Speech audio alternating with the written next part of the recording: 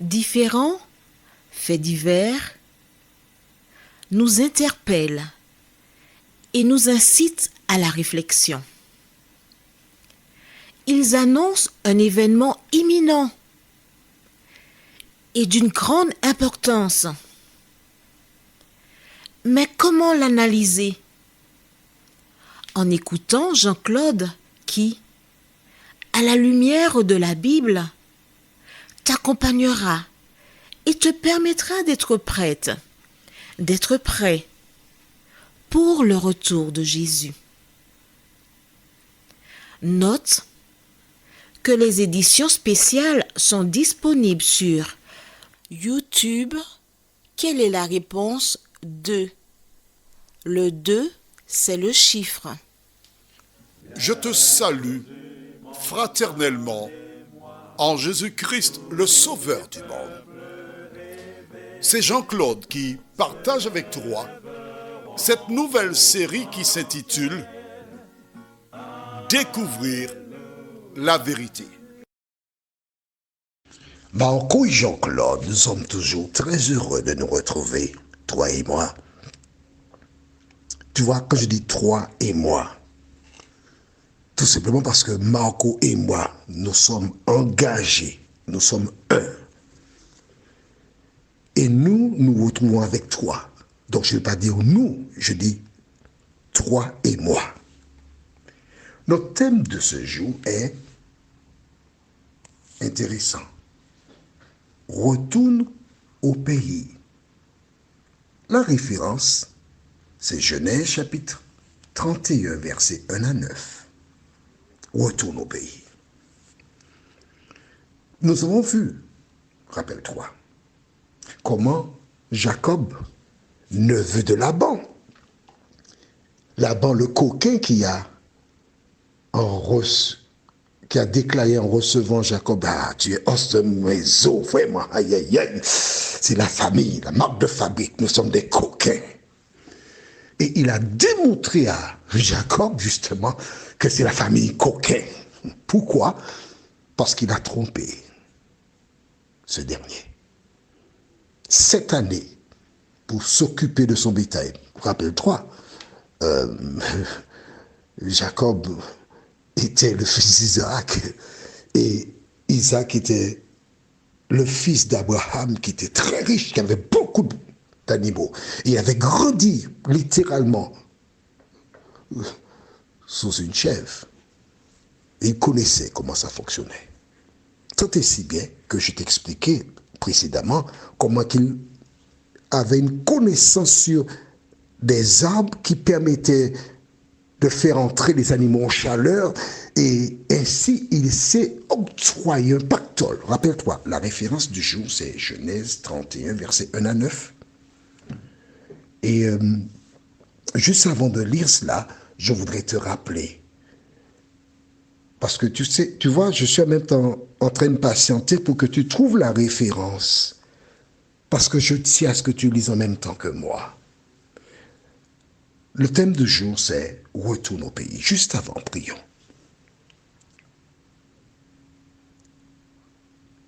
Notre Dieu, notre Père, toi, notre seul recours. En regardant ce qui se passe autour de nous, nous sommes parvenus à la conclusion que ce monde va vers sa fin. Et l'espoir de l'humanité, c'est Jésus de Nazareth. Alors, tandis que nous prendrons le temps pour, une fois de plus, découvrir la vérité, Saint-Esprit, nous reconnaissons que c'est toi seul qui peux nous aider à grandir dans la vérité. Merci de continuer de nous éclairer. Merci de continuer ton œuvre en nous, nous t'en prions. au nom de Jésus et pour ta gloire éternelle. Amen.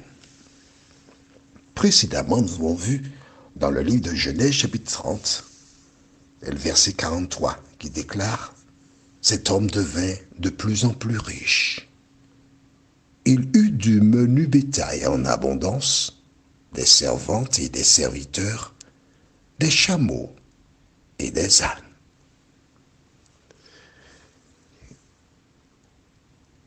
Il a eu suffisamment pour être autonome. Il n'était plus question de demeurer là, chez son beau-père.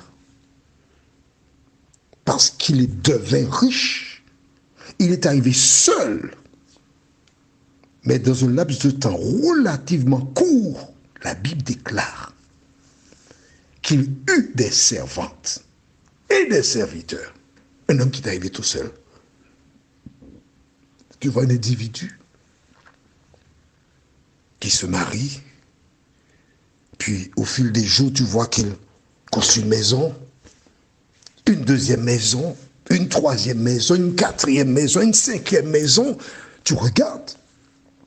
Et toi qui es là, qui as pratiquement le même salaire, tu vois que tu es toujours un locataire. Comment comprendre cela? Lorsque l'Éternel pose sa main sur son enfant, lorsque l'Éternel accompagne son enfant, il n'a rien à craindre pour son avenir. La référence du jour, c'est Genèse chapitre 31, versets 1 à 9. Lisons. Tu as entendu, hein? Lisons. Si je dis lisons, c'est-à-dire allons lire. Toi et moi. Je rappelle pour celles et ceux qui découvrent cette émission que ma perception, c'est que toi, tu es assis là à table et moi, je suis assis à côté de toi à table. Et nous sommes en train de déguster la parole de Dieu. Lisons donc Genèse 31 à partir du verset 1er. Jacob entendit les propos des fils de Laban, qui disaient, Jacob a pris tout ce qui était à notre père, et c'est avec le bien de notre père qu'il s'est acquis toute cette richesse. Tu entends ça?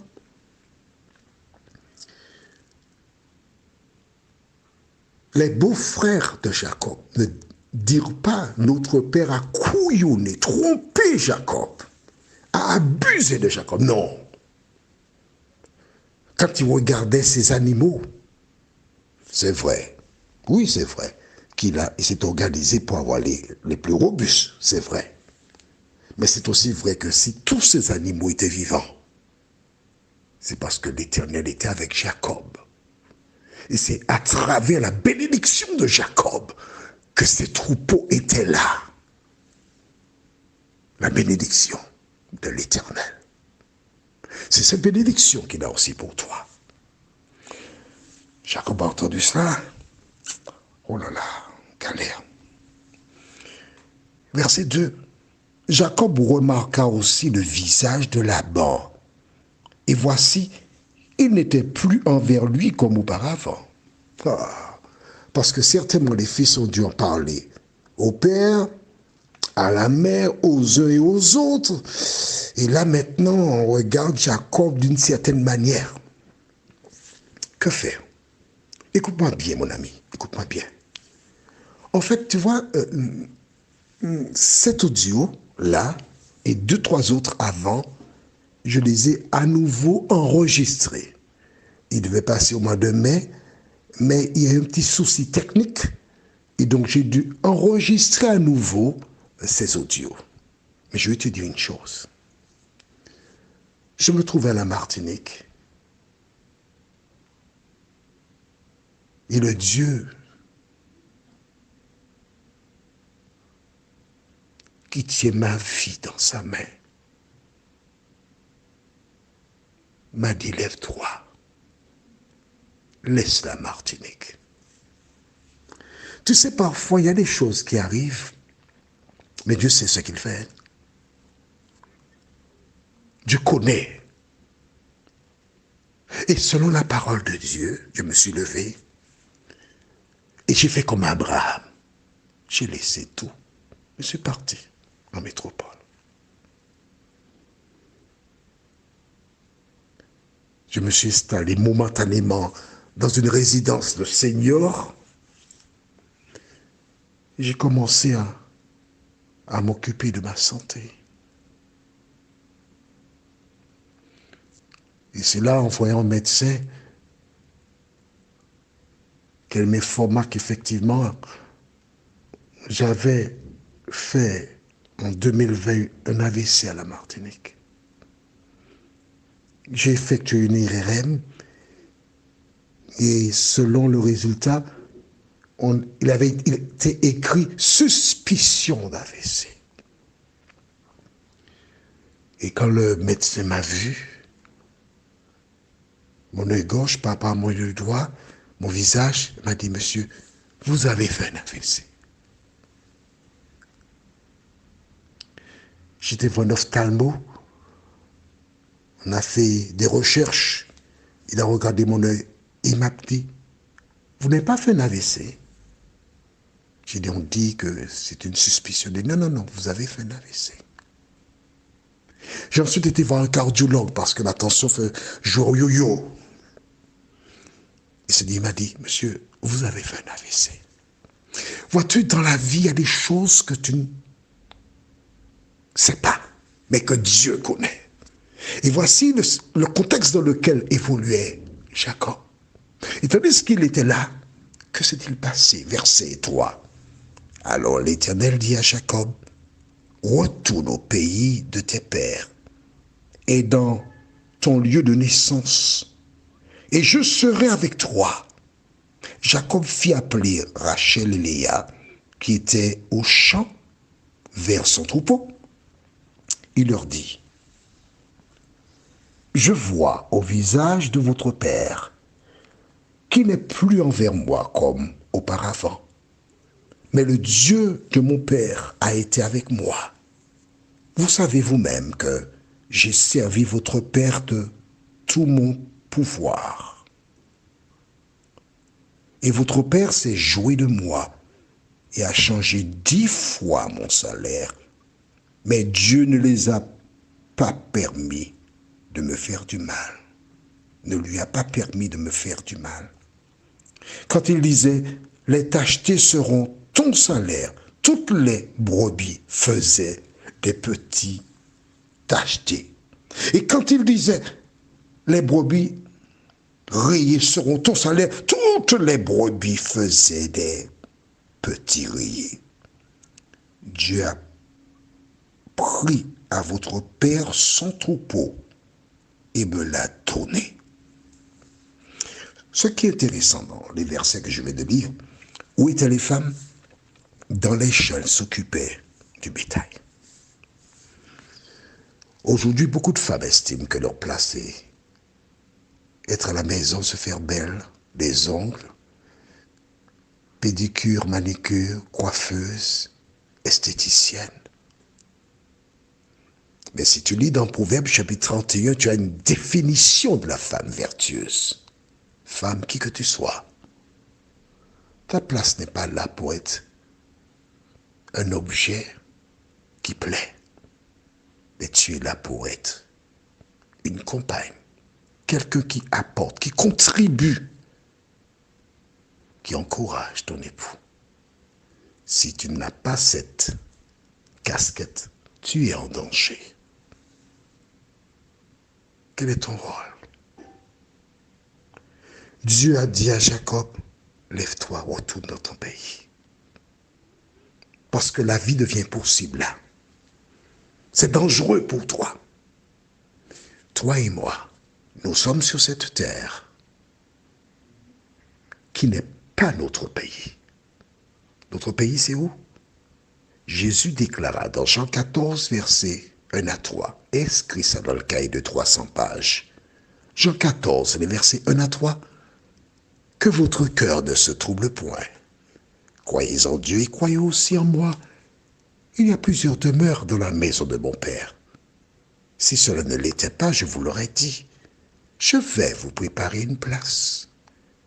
Et lorsque je m'en serai allé, et que je vous aurai préparé cette place, je reviendrai et je vous prendrai avec moi, afin que là où je suis, vous y soyez aussi.